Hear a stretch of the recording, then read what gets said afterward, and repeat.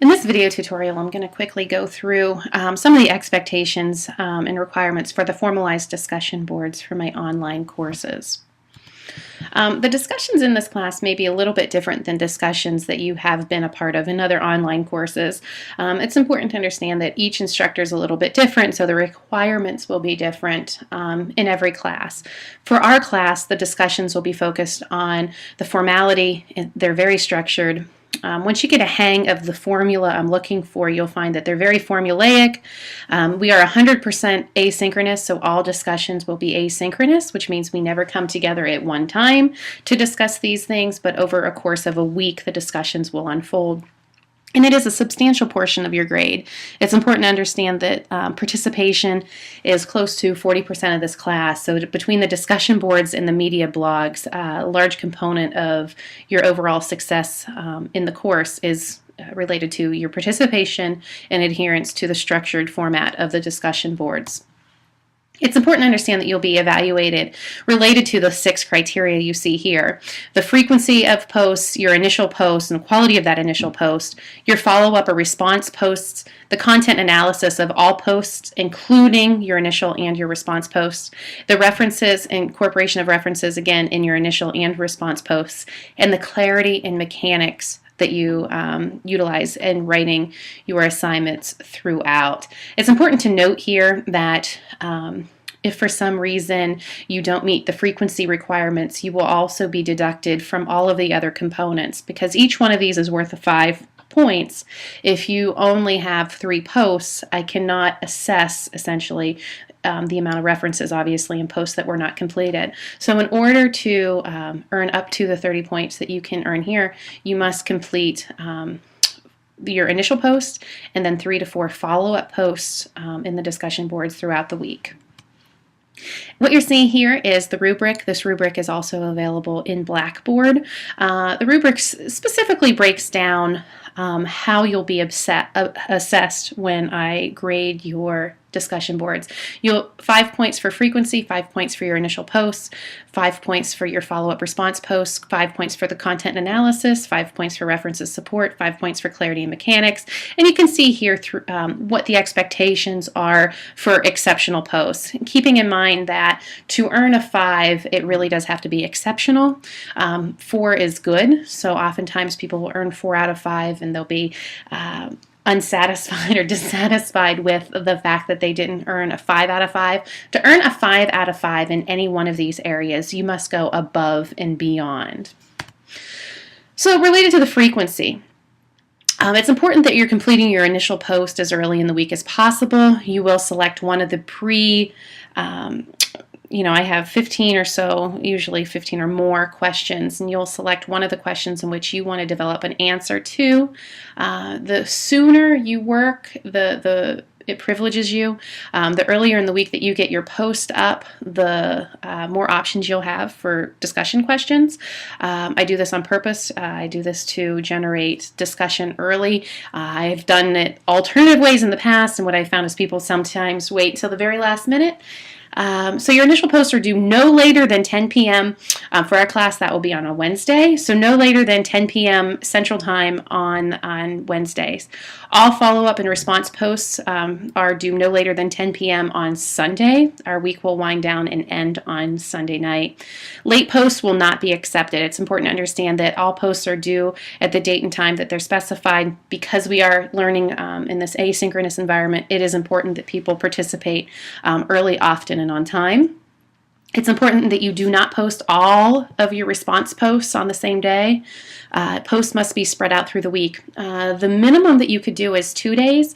That would be, say you log in on Tuesday, you create your initial post, you respond to one of your peers' posts, and then you come back in Friday or Saturday and then respond with the rest of your responses.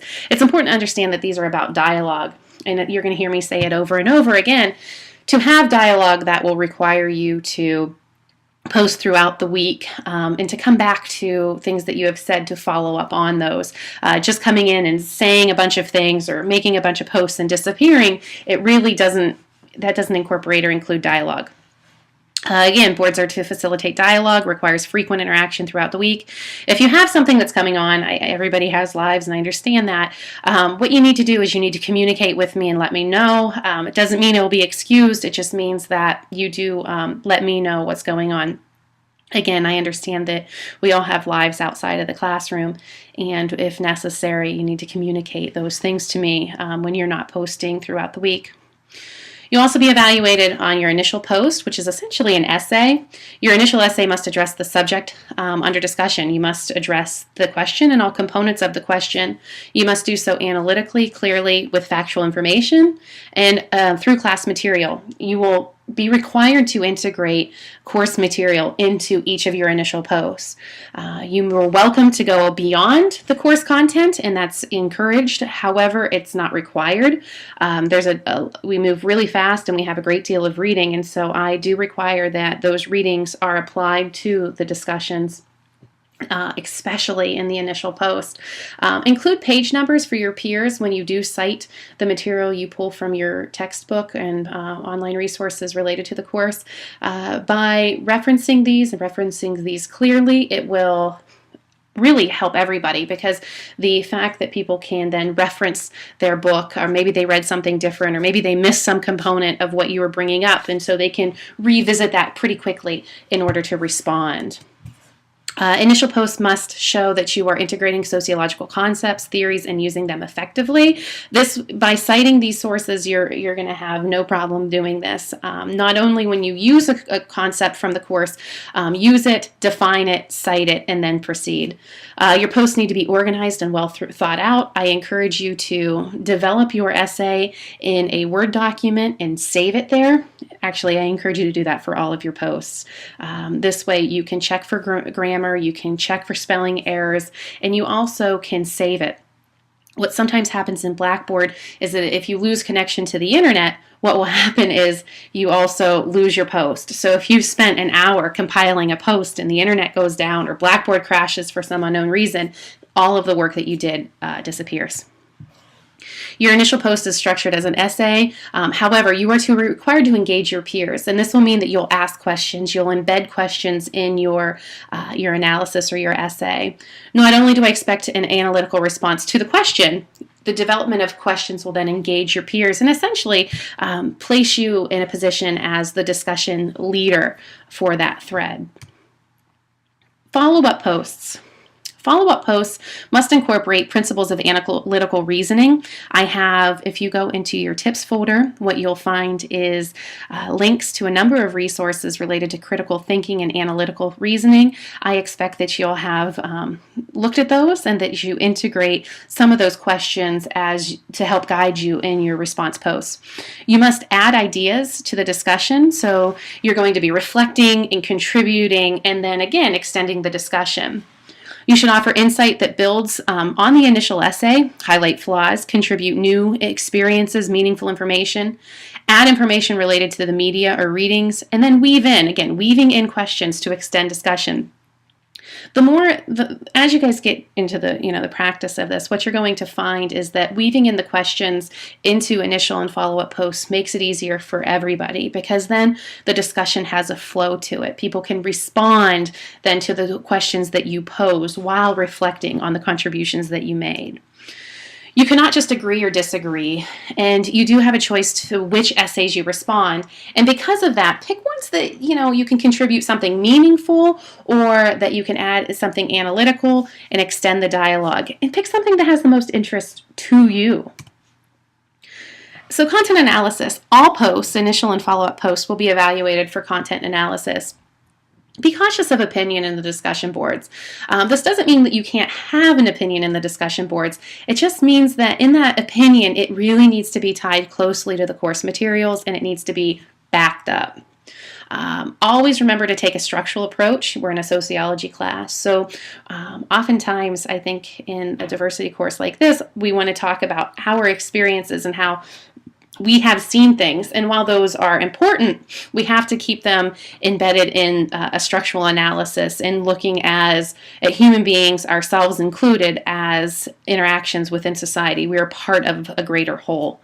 We must stay away from speaking of individual characteristics without, again, taking into account consideration of institutional and structural level constraints.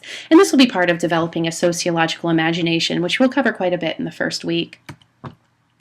Again, here comes that sociological imagination and the necessity for seeing issues from that perspective. The sociological imagination is essentially being able to see how biography fits into history and how history has shaped our biography.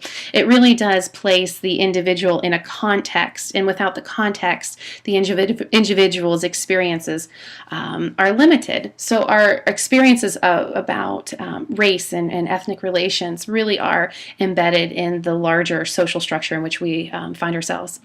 We also must apply and utilize critical thinking skills in all posts. Again, as I mentioned, those resources are available in the course content folder, in the tips folder.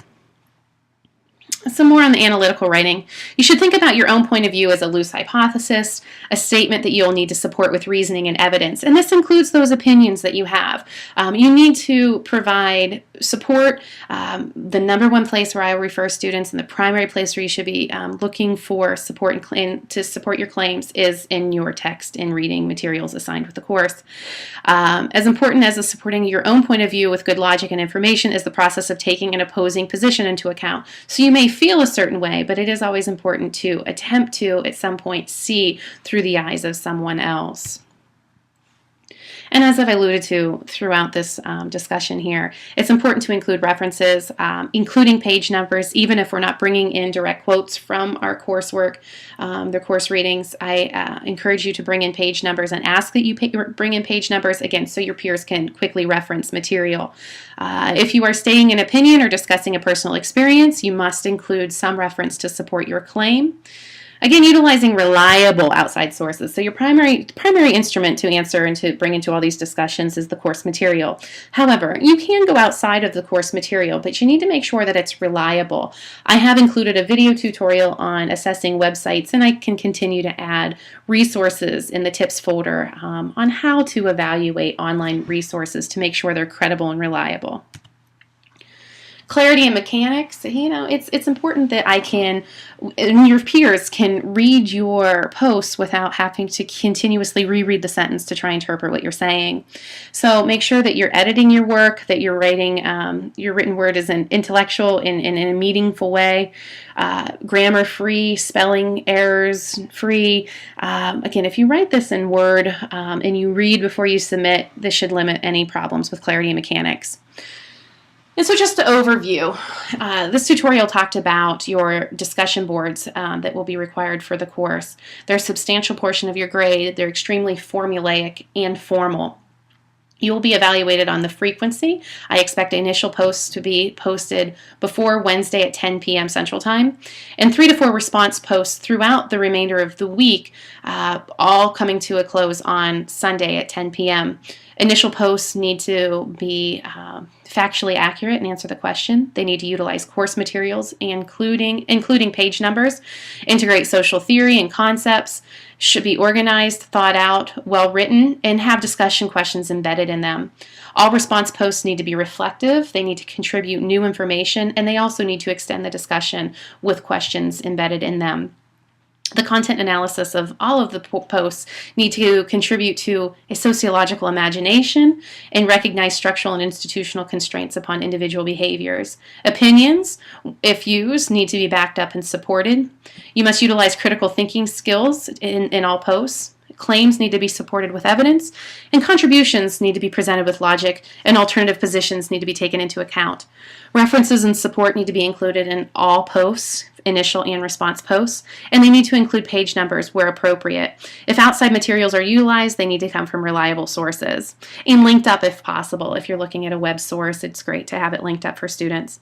Clarity and mechanics. Posts are well written, flow. I don't have to stop and go and try to interpret what you're saying. I can understand. Easy to follow, and that your writing is edited without any errors. I think you'll find the discussion boards to be, an interesting and fun place. Again, the discussion boards are very formulaic, very formal, and because of this will require you to spend a great deal of time working on them. The media blogs is another story. While they still require you to be reflective, they are a little bit more, a little less